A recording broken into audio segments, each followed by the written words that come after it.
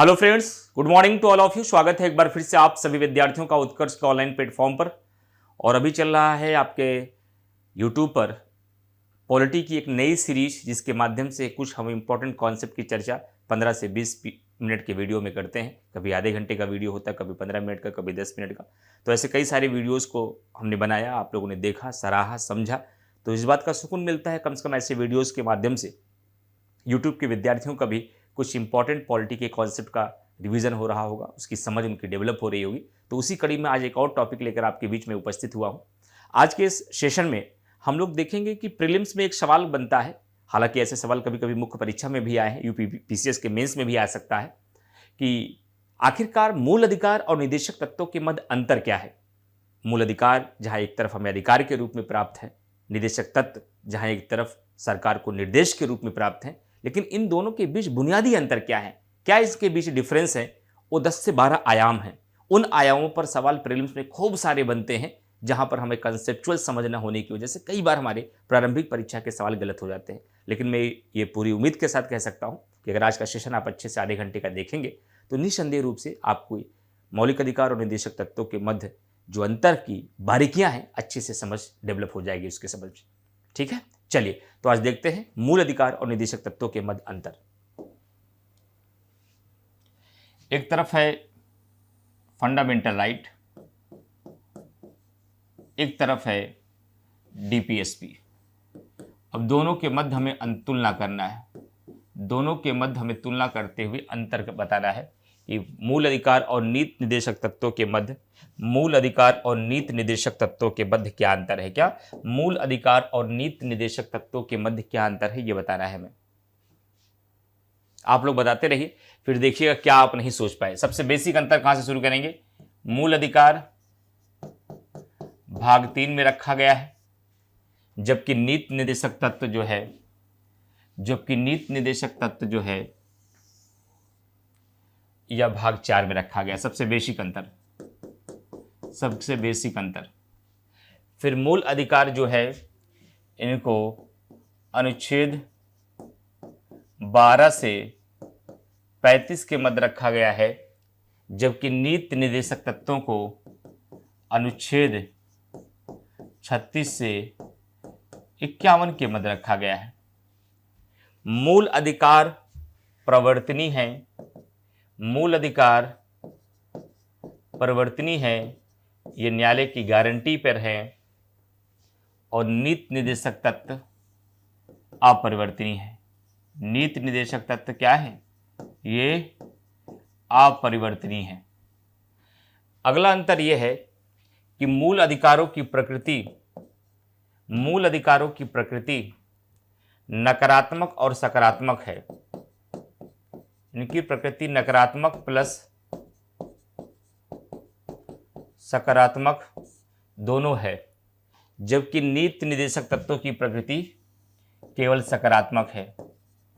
जबकि नीति निदेशक तत्वों की प्रकृति क्या है, इनकी प्रकृति केवल सकारात्मक है, क्योंकि मूल अधिकारों के अंतर्गत राज्यों को कुछ करने से मना भी किया गया है और राज्यों को कुछ करने का निर्देश भी मिला है। लेकिन नीति निदेशक तत्वों के अंतर्गत राज्यों को कुछ करने से मना नहीं किया गया है, बल्कि राज्य को केवल करने के लिए ही कहा गया है। अगला अंतर है कि मूल अधिकार जो है, ये राज्यों का दावा है, ये नागरिकों का दावा है। मूल अधिकार जो है, ये नागरिकों का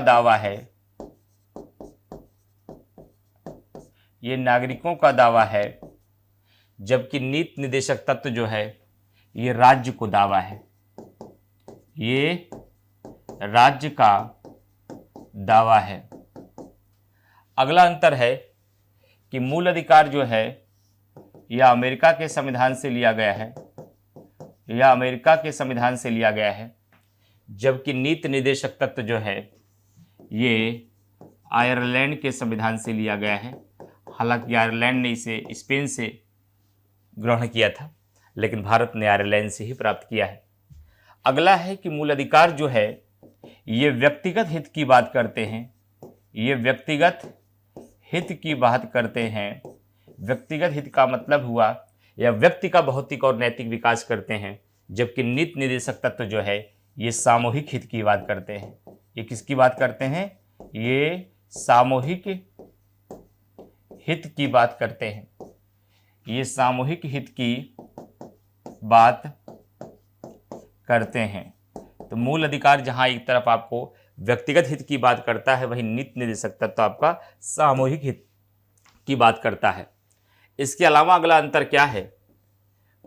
मूल अधिकार कुछ परिस्थितियों में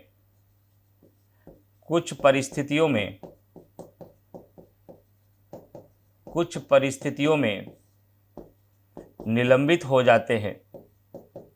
कुछ परिस्थितियों में निलंबित हो जाते हैं। लेकिन नीति निर्देशक तत्व जब तक हमें न प्राप्त हो जाए वो निलंबित ही माने जाते हैं। यूनिफॉर्म सिविल कोड आज तक नहीं प्राप्त हुआ, वो निलंबित ही है। मादक पेय पदार्थों पर प्रतिबंध आज भी नहीं लग पाया, तो वो निलंबित भी है। मूल अधिकार कुछ परिस्थितियों में निलंबित होते हैं, लेकिन नीति निर्देशक तत्व जब तक प्राप्त न हो जाए, डीपीएसपी जब तक प्राप्त न हो जाए तब तक निलंबित ही माने जाते हैं। तब तक निलंबित ही माने जाते हैं। डीपीएसपी जब तक प्राप्त न हो जाए तब तक निलंबित ही माने जाते हैं। मूल अधिकारों का प्राप्त होना, फंडामेंटल राइट का प्राप्त होना, अब ये सब आयाम आप नहीं सोच पा रहे होंगे। आप ये बेसिक आयाम सोच लिए होंगे, जो आयाम अब बताऊंगा वो आप नहीं सोच पा रहे होंगे। मूल अधिकारों का प्राप्त होना व्यक्ति की जागरूकता और सजगता पर निर्भर करता है। क्या? इसका प्राप्त होना व्यक्ति की जागरूकता और सजगता पर निर्भर करता है। मतलब कि संविधान ने मौलिक अधिकार हमें उपलब्ध करा दिए हैं, ये सबको प्राप्त होना चाहिए, लेकिन प्राप्त केवल उसी को हो पाता है जो जागरूक है, जो अपने अधिकारों के प्रति सजग है। जो अपने अधिकारों के प्रति सजग नहीं है, जो अपने अधिकारों के प्रति जागरूक नहीं है, उसे मूल अधिकार नहीं प्राप्त हो पाता। यानी कि मूल अधिकारों का प्राप्त होना व्यक्ति की जागरूकता और सजगता पर निर्भर है, जबकि नीति निर्देशक तत्वों का प्राप्त कैसे हो? आप बहुत जागरूक हैं, बहुत अपने अधिकारों के प्रति सजग हैं, प्राप्त कर लीजिए, नहीं प्राप्त कर पाएंगे। क्यों?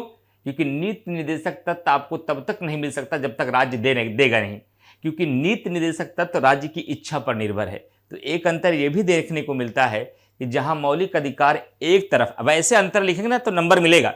ये भाग 3 भाग 4 में है, 12 से 35 में है, अमेरिका से लिया गया, आयरलैंड, ये कॉमन बात है। बस थोड़ा सा मुस्कुराएगा, लेकिन नंबर नहीं लुटाएगा। नंबर इन विचारों पर लुटाएगा आयोग आपके ऊपर। अगर मेंस में यही सवाल आ जाए कि मूल अधिकार और निर्देशक तत्वों के मध्य अंतर स्पष्ट कीजिए, तो अंतर स्पष्ट करने में जब ये सब आयाम देंगे कि फंडामेंटल राइट कुछ परिस्थितियों में निलंबित हो जाते हैं, नीति निर्देशक तत्व जब तक हमें न प्राप्त हो जाए ये निलंबित ही माने जाते हैं। मौलिक अधिकारों का प्राप्त होना व्यक्ति की जागरूकता और सजगता पर निर्भर करता है, जबकि नीति निर्देशक तत्वों का प्राप्त होना, जबकि नीति निर्देशक तत्व तब तक प्राप्त नहीं होते हैं, क्योंकि जबकि नीति निर्देशक तत्व डीपीएसपी का प्राप्त होना राज्य की इच्छा पर निर्भर करता है। राज्य की इच्छा पर निर्भर करता है। राज्य की इच्छा पर यह निर्भर करता है। किसकी इच्छा पर? यह राज्य की इच्छा पर निर्भर करता है। और दूसरी बात ध्यान रखिएगा, फंडामेंटल राइट मूल अधिकारों पर कुछ सीमाएं भी लगाई गई हैं। मूल अधिकारों पर युक्त निर्बंधन का प्रावधान है। मूल अधिकारों पर युक्त निर्बंधन का प्रावधान है। मूल अधिकारों पर युक्त निर्बंधन का प्रावधान है, यानी मूल अधिकारों को सीमाएं लगाकर इसको सीमित किया जा सकता है, लेकिन डीपीएसपी किसी भी निर्बंधनों से मुक्त है। लेकिन डीपीएसपी जो है वह किसी भी निर्बंधनों से मुक्त है। वह किसी भी निर्बंधन मतलब प्रतिबंध है, वह किसी भी निर्बंधनों से मुक्त है। आपको बोलने की आज़ादी मिली, लेकिन आप मनमाने ढंग से बोलेंगे तो उस पर प्रतिबंध लग जाएगा। आपको समूह और संघ बनाने की स्वतंत्रता मिली, लेकिन आप समूह और संघ बनाने की स्वतंत्रता मनमाने ढंग से अपनाएंगे तो उस पर प्रतिबंध लग जाएगा। लेकिन राज्य का कर्तव्य है रोजगार देना। क्या ये कहा गया है रोजगार देना, लेकिन इतना मत देना कि सबको मिल जाए? क्या ऐसा कहा गया है? तो नीति निर्देशक तत्वों पर किसी भी प्रकार का कोई प्रतिबंध नहीं है, यानी डीपीएसपी निर्बंधनों से मुक्त है। केवल इस पर एक बात का प्रतिबंध है जो आपको नहीं दिखाई दे रहा है।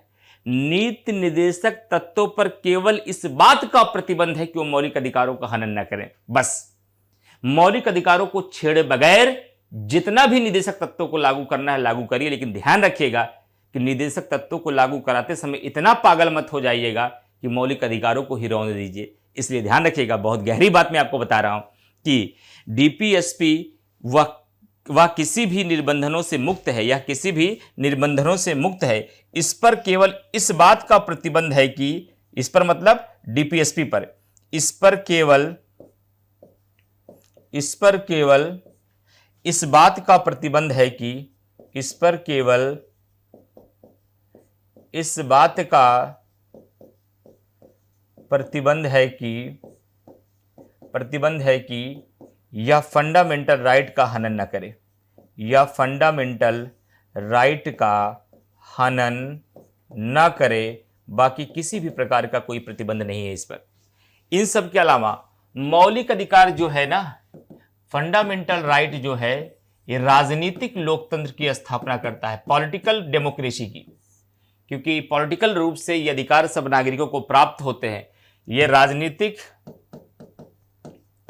लोकतंत्र की स्थापना करता है, राजनीतिक लोकतंत्र की स्थापना करता है, ताकि अधिकारों की पहुंच सब व्यक्तियों तक हो जाए, सभी व्यक्तियों का भौतिक विकास हो सके, सभी व्यक्तियों का नैतिक विकास हो सके, सबका आध्यात्मिक विकास हो सके। इसलिए कहा जाता है कि मौलिक अधिकार राजनीतिक लोकतंत्र की स्थापना करते हैं। लेकिन निर्देशक तत्वों का उद्देश्य क्या है? निर्देशक तत्वों का उद्देश्य क्या है? निर्देशक तत्व जो है यह सामाजिक और आर्थिक लोकतंत्र की स्थापना करते हैं। क्या करते हैं? क्योंकि यह सामाजिक न्याय और आर्थिक कल्याण की बात करते हैं। इसलिए ध्यान रखिएगा, डीपीएसपी जो है यह सामाजिक और आर्थिक लोकतंत्र की स्थापना करते हैं। ये क्या करते हैं? ये सामाजिक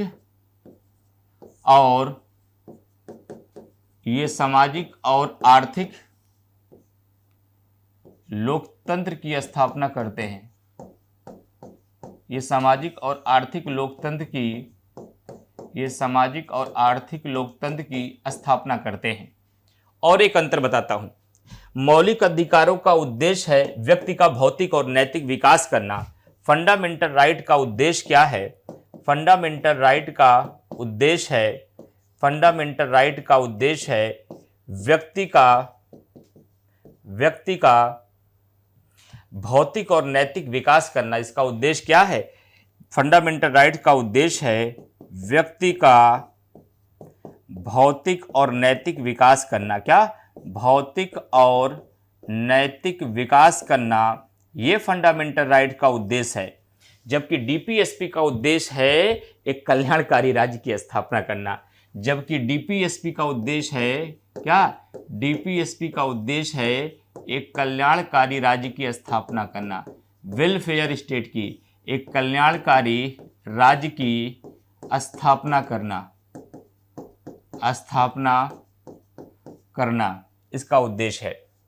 इसके अलावा अगर और मैं बात करूं तो मौलिक अधिकारों को लागू कराने के लिए प्रायः यानी ज़्यादातर कानून बनाने की आवश्यकता नहीं पड़ती। ज़्यादातर मौलिक अधिकारों को लागू कराने के लिए कानून बनाने की आवश्यकता नहीं पड़ती, जबकि डीपीएसपी को लागू कराने के लिए प्रायः ज़्यादातर कानून बनाने की आवश्यकता पड़ती है। डीपीएसपी को लागू कराने के लिए प्रायः क्या पड़ती है? प्रायः कानून बनाने की आवश्यकता पड़ती है। क्या? डीपीएसपी को लागू कराने के लिए क्या होता है, ये प्रायः कानून बनाने की आवश्यकता पड़ती है, जबकि मौलिक अधिकारों को लागू कराने के लिए प्रायः कानून बनाने की आवश्यकता नहीं पड़ती है। तो इस बात का आपको यहां पर ध्यान रखना है। तो ये डिफरेंस है फंडामेंटल राइट्स और डीपीएसपी के मध्य। ठीक है, अब समझ में आ गया। तो फ्रेंड्स, उम्मीद करते हैं कि आप लोग अच्छे से आज मौलिक अधिकार और निदेशक तत्व के मध्य अंतर की बारीकियों को समझ पाए होंगे।